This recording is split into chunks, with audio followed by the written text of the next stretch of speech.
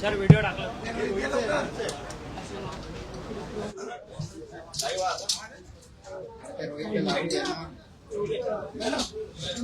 झाले का सर काही दोन हे काढणार ही वायर कोणाची काढा जी वायर काढते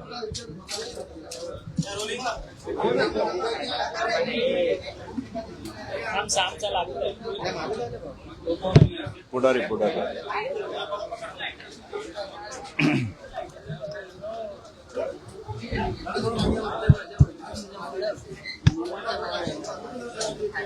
ते खालून घेऊ आजीकडे या ना आजी एक धर तू आणि एक धर तीन करू सुरुवात. हे रोल का लाईव्ह आहे ठीक आहे. गेल्या काही दिवसापासून राष्ट्रवादी काँग्रेस पक्ष आणि राष्ट्रवादी काँग्रेस पक्षातील नेत्याला बदनाम करण्यासाठी तुतारी गटाकडनं सातत्यानं प्रयत्न केला जातोय.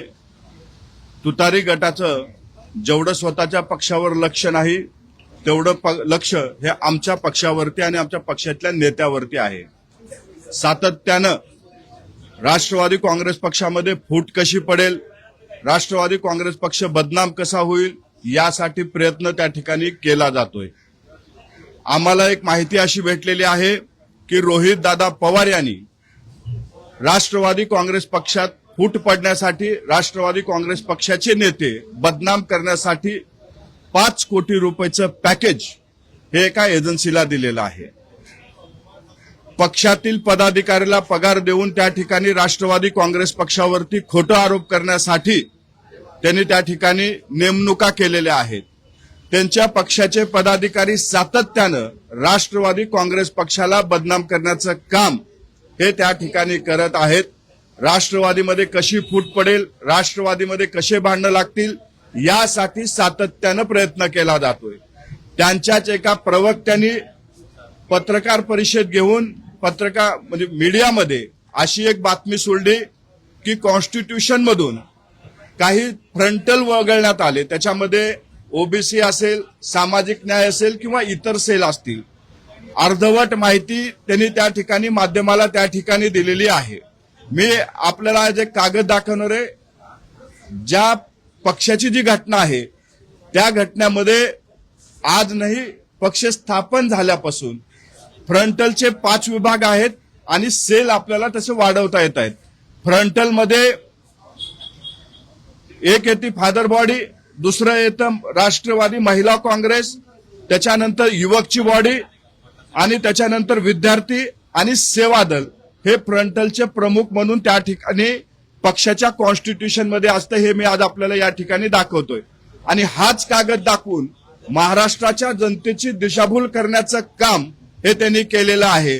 त्यांनी असं सांगण्यात आलं की सेवा दल, ओबीसी सेल, सामाजिक न्याय, अल्पसंख्याक हे सेल फ्रंटल मधून वगळण्यात आलेले आहेत. हे सेल कधीही फ्रंटलमध्ये नव्हते. ते सेल म्हणून त्या ठिकाणी राष्ट्रवादी काँग्रेस पक्षामध्ये कार्यरत होते. ही आहे 27.1 आर्टिकल मधलं आपलं त्या कॉन्स्टिट्यूशन मध्ये जे निवडणूक आयोगाला दिलेलं पत्र आहे त्याच्यावरची ही माहिती आहे. त्याच्यानंतर तुम्हाला जी माहिती भेटली माध्यमामध्ये आली ती डायरेक्ट 30ची आली. त्याच्यामध्ये 28चा पेपर हा पूर्णपणे वगळण्यात आलेला आहे. ही आहे आमच्या पक्षाच्या कॉन्स्टिट्यूशन मधलं 28.1. त्याच्यामध्ये एससी, एसटी, ओबीसी, मायनॉरिटी, किसान, लोकल बॉडी जितक्या काही सेल आहेत ते ह्या 28 मध्ये ऍड केलेले आहेत आणि त्या निवडणूक आयोगाकडे देण्यात आलेले. हे आजचं नाही तर हे कॉन्स्टिट्यूशन मध्ये ज्या वेळेस पक्ष स्थापन झाला त्यावेळेस पासून यांना सेलचा दर्जा देण्यात आलेला आहे. आणि मी जे आधी आपल्याला सांगितलं महिला, युवक, विद्यार्थी, सेवा दल आणि फादर बॉडी हे फ्रंटलमध्ये मोडले जातात. परंतु जाणीवपूर्वक राष्ट्रवादी काँग्रेस पक्ष कसा अडचणीत येईल, राष्ट्रवादी काँग्रेस पक्षाची कशी बदनामी होईल, राष्ट्रवादी काँग्रेस पक्षाची प्रतिमा कशी मलिन होईल यासाठी सातत्यानं प्रयत्न रोहित दादांच्या टीमकडनं केला जातोय. माझं त्या टीमला एवढंच सांगणं आहे, जितकं लक्ष तुम्ही आमच्या पक्षावरती देताय तितकंच लक्ष तुम्ही तुमच्या आमदारावरती द्या, तुम्ही तितकंच लक्ष तुमच्या खासदारावरती द्या, तितकंच लक्ष तुमच्या संघटनेतल्या पदाधिकाऱ्यावरती द्या, कारण ते तुमच्या पक्षात नाही तर दुसऱ्या पक्षात आहेत.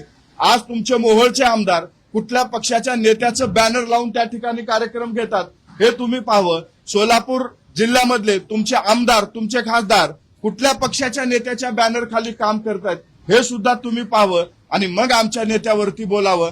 आमच्या पक्षातले प्रश्न सोडवण्यासाठी, आमच्या पक्षात जर कुणी चुकला तर त्याला शिक्षा करण्यासाठी सुनेत्रावहिनी पवार या सक्षम आहेत.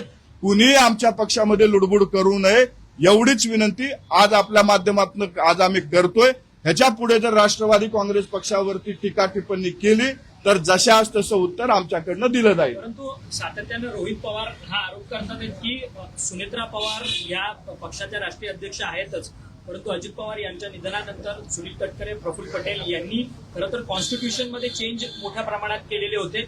कॉन्स्टिट्यूशन मध्ये चेंज असे करण्यात आलेले होते की जिथे वर्किंग कमिटीला सगळे निर्णय घेण्याचे अधिकार होते त्या ठिकाणी प्रेसिडेंट/वर्किंग प्रेसिडेंट असा उल्लेख जो आहे तो या सगळ्या नवीन कॉन्स्टिट्यूशन मध्ये नमूद करण्यात आलेला होता आणि यालाच आक्षेप कुठेतरी सुनेत्रा पवारांनी घेतला आणि सुनेत्रा पवारांनी खरं तर पत्र लिहिलं इलेक्शन कमिशनला की हे सगळे जे काही कॉन्स्टिट्यूशन मधले अमेंडमेंट दिलेले आहेत ते रद्द करण्यात यावे अशा पद्धतीचं पत्र होतं. मग सुनेत्रा वहिन्यांनी खोटं बोललेलं आहे का? दादाचा निधन झाल्याच्या नंतर दादाच्या पार्थिवाला अग्नी देण्याच्या आधीच काही लोकांकडनं राजकारण त्या ठिकाणी चालू झालं होतं. पक्षामधला काही अंतर्गत निर्णय आहेत ते निर्णय बाहेर सांगून नाही, पूर्णपणे आमच्या पक्षातील नेत्यांनी अजितदादाच्या कुटुंबाच्या ताब्यात कसा पक्ष राहील यासाठी प्रयत्न केलेला आहे. अनेक लोकांनी डावपेच चालू केलेले होते, त्यांचे डावपेच हाणून पाडण्यासाठी अशा पद्धतीचं काही बदल करावे लागले असतील तर केले असतील, परंतु याबाबत वरिष्ठ नेते तुम्हाला योग्यरित्या सांगतील. मी पूर्ण करतो. त्याबाबत वरिष्ठ नेते सांगतील. वहिनी पुढच्या काळामध्ये यावरती आपल्याला ही सांगतील. परंतु आमच्या पक्षामध्ये जर कुणी चुकला तर त्या चुकीला पूर्णपणे शिक्षा करण्याचा अधिकार वहिनीला आहे. त्यामुळं इतरांना आमच्या पक्षात लक्ष घालण्यापेक्षा स्वतःच्या पक्षावर लक्ष ठेवावं एवढंच आमचं म्हणणं आहे. आम्ही सुनेत्रा वहिनी पवार यांच्या नेतृत्वात आमच्या पक्षातले सर्व नेते या ठिकाणी काम करतात. पुढील काळात त्यांच्याच नेतृत्वात हा पक्ष पुढे जाईल. सुनेत्रा पवारांना विश्वासात न घेता अध्यक्ष होणार होत्या अवघ्या 10 दिवसानंतर, तर मग 16 तारखेला हे पत्र का देण्यात आलं? मी आपल्याला 10 दिवसानंतर हे पत्र रद्द करा. मधल्या काळामध्ये जो काही पत्रव्यवहार झाला असेल तो रद्द का नलिफाय करण्यात यावा. अजितदादाच्या अपघाती निधनानंतर बारामतीमध्ये विद्या प्रतिष्ठान या ग्राउंडमध्ये पार्थिव ठेवलं असताना काही त्या ठिकाणी राजकीय घडामोडी घडत होत्या, जेणेकरून अजितदादाचं कुटुंब या गोष्टीपासून दूर राहिलं पाहिजे या पद्धतीच्या हालचाली त्या ठिकाणी आम्हाला जाणवल्या. त्यामुळं अशा पद्धतीचं काही पावलं उचलावे लागले असतील तर आमच्या नेत्यांनी उचलले असतील, परंतु आमच्या पक्षांतर्गतले जे काही विषय आहेत ते विषय सोडवण्यासाठी सुनेत्रावहिनी पवार ह्या सक्षम आहेत. बाकीच्यानं लुडबुड करू नये एवढंच आमचं म्हणणं आहे. म्हणताय लुडबुड करू नये, परंतु राष्ट्रीय अध्यक्षांना अंधारात ठेवून, सुनेत्रा पवारांना अंधारात ठेवून तुमच्या दोन नेत्यांनी हे काम केलंय का? हे तुम्हाला मान्य आहे का? नाही, आमच्या नेत्यांनी काय केलंय, कशासाठी केलंय ते वहिनी पुढे त्यांनी सगळ्या गोष्टी सांगितलेल्या आहेत. वहिनीलाही त्या माहिती आहेत. त्याच्यामुळं आमच्या पक्षांतर्गतला तो विषय आहे. त्याच्यामुळे इतरांनी याच्यामध्ये आपली लुडबुड थांबवावी एवढंच आमचं म्हणणं आहे. परंतु सुनेत्रा पवार घडत असताना राष्ट्रीय अध्यक्ष ऐवजी कार्याध्यक्षाकडे ताकद द्यावी, त्यांच्याकडे सर्वाधिकार द्यावे, एवढे तुम्हाला गरज का वाटली? कारण की सगळ्या ज्या वेळेस राष्ट्रीय अध्यक्ष म्हणून अजितदादा होते, अजितदादाच्या निधनानंतर काही हालचाली त्या ठिकाणी घडल्या होत्या. पक्ष दादाच्या कुटुंबाच्या ताब्यात राहावा यासाठीचा तो प्रयत्न होता. दादाच्या कुटुंबालाच त्या ठिकाणी आमच्या नेत्यांनी राष्ट्रीय अध्यक्ष म्हणून बसवलेलं आहे आणि त्याच्यानंतर जे काही पत्रव्यवहार झालाय तो कुटुंबाच्या ताब्यात पक्ष राहावा यासाठीच झालेला आहे. ही पक्षांतर्गतचा विषय आहे. त्याच्यामुळं आम्ही ह्या सगळ्या गोष्टी बाहेर सांगू शकत नाही. आमच्यावरती अजितदादाचे संस्कार आहेत. त्याच्यामुळं जे काही राजकारण काही लोकांनी चालू केलं होतं त्या राजकारणामध्ये आमचा पक्ष दादांच्या कुटुंबाच्या ताब्यात राहावा यासाठी केलेलं आहे. आणि याबद्दल सविस्तरपणे आमचे ज्येष्ठ नेते बोलतात. परंतु सुनेत्रा राष्ट्रीय अध्यक्ष पदाचे संविधानामध्ये तुमच्या पक्षाची जी घटना आहे त्याच्यामध्ये जो बदल करण्यात आला तुमचं संविधान असं सांगतं की त्याच्यासाठी राष्ट्रीय कार्यकारिणी होणं अपेक्षित. राष्ट्रीय कार्यकारिणी झाली ना तर मग या ठिकाणच्या सहीचं पत्र मुळात पहिला प्रश्न तर या सह्या त्यांच्या आहेत की नाही? बघा, निवडणूक आयोगाचा आणि पक्षाच्या कॉन्स्टिट्यूशन मध्ये असा नियम आहे की जर अपघाती एखादी व्यक्तीचा अपघाती किंवा पक्षामध्ये इमर्जन्सी आलं तर पक्षाकडून जो सेकंड फळीचा नेता असतो त्याच्याकडे ते अधिकार दिले जातात किंवा ते बाय डिफॉल्ट तसा कॉन्स्टिट्यूशन नुसार जात असतात. ते जनरल मी तेच सांगतोय. परंतु आमच्या पक्षामध्ये कार्याध्यक्ष या नाव राष्ट्रीय कार्याध्यक्ष म्हणून प्रफुल्लभाई त्या ठिकाणी काम पाहायचे. या सगळ्यांनी मिळून जनरल सेक्रेटरी तटकरे साहेब पण होते. या सगळ्यांनी मिळून मिटिंग बोलवली आणि मिटिंगच्या नंतर सुनेत्रा वहिनी राष्ट्रीय अध्यक्ष होतील यासाठी पूर्णपणे प्रयत्न केला आणि वहिनी दादाच्या कुटुंबाच्या ताब्यात पक्ष देण्याचं काम केलं.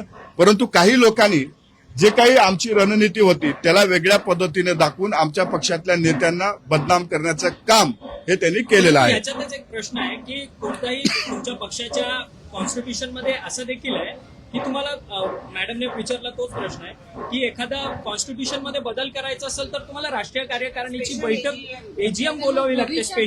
स्पेशल एजीएम न बोलवता ही अशी अमेंडमेंट करणं योग्य आहे का? कॉन्स्टिट्यूशन मधलं इमर्जन्सी क्लॉज जर आपण वापरला तर त्याच्यामध्ये अध्यक्षाच्या जर समजा काही घटना घडली तर तसा अधिकार दिलेला आहे. आणि आमच्या नेत्यांनी काय चुकीचं केलेलं आहे त्याच्यामध्ये दादाच्या कुटुंबाच्या ताब्यात पक्ष मिळवून देणं चूक आहे का?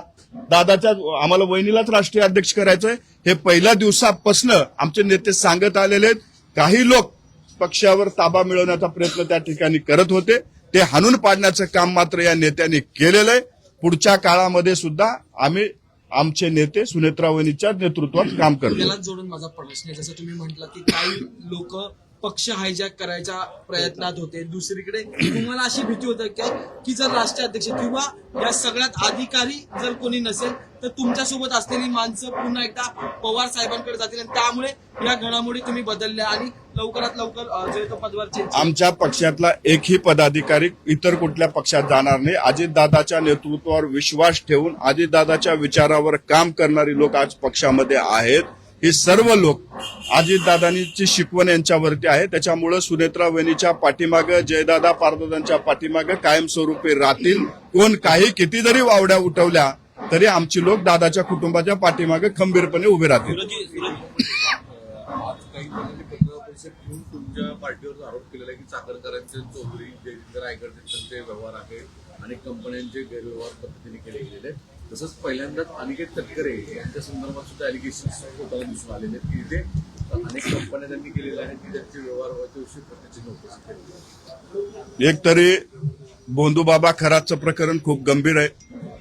या प्रकरणामध्ये सखोल चौकशी चालू आहे. एसआयटीच्या माध्यमातून महाराष्ट्राच्या मुख्यमंत्र्यांनी त्या ठिकाणी चौकशी लावलेली आहे. याचा तपास चालू असताना त्याच्यावरती अधिकचं बोलणं मला वाटतं कुठेतरी योग्य नाही. आमचं म्हणणं एवढंच आहे, या प्रकरणात कुठल्याही पक्षाचा असेल जर तो दोषी असेल तर त्याच्यावर कारवाई व्हावी.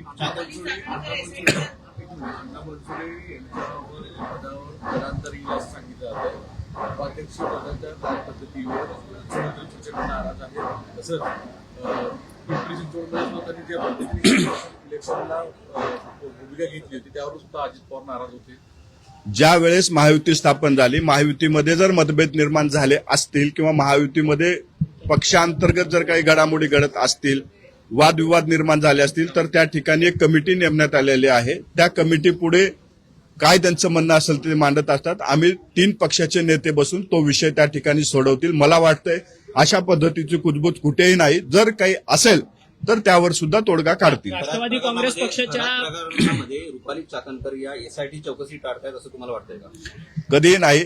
ज्या दिवशी त्यांना बोलवणं येईल, समन्स येईल, त्या स्वतः हजर राहून त्या चौकशीला सामोरे जातील. निष्पक्षपणे चौकशी व्हावी या उद्देशाने त्यांनी आपल्या दोन्ही पदाचा राजीनामा दिलाय आणि मला पूर्ण विश्वास आहे ते सहकार्य करतील. ज्या दिवशी त्यांना बोलवणं येईल त्या दिवशी नक्की हजर राहतील. रायगडमधल्या इंदापूर तालुक्यामधल्या कार्यक्रमामध्ये बॅनरवरती अजित पवारांचा किंवा सुनेत्रा पवारांचा फोटो नव्हता. कुठेतरी तटकरे कुटुंबियांचेच त्या बॅनरवरती फोटो होते. यावरतून देखील मोठा गदारोळ जो आहे तो पाहायला मिळाला. विरोधकांकडनं टीका टिप्पणी देखील केली जाते की पक्ष कुठेतरी हायजॅक करण्यात येतो. एक तरी त्या प्रकरणावरती स्वतः त्या मंत्री महोदय आदित्यताई तटकरे यांनी त्या ठिकाणी खुलासा केलेला आहे. त्यांनी दिलगिरी व्यक्त केलेली आहे. स्थानिक पातळीच्या पदाधिकाऱ्यांकडनं ती चूक झालेली आहे आणि तशा पद्धतीचे निर्देश सुद्धा त्यांनी दिलेले आहेत.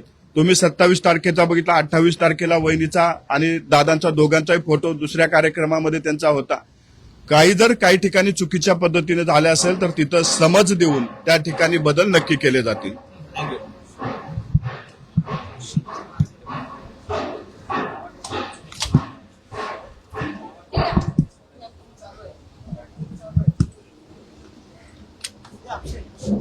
धन्यवाद.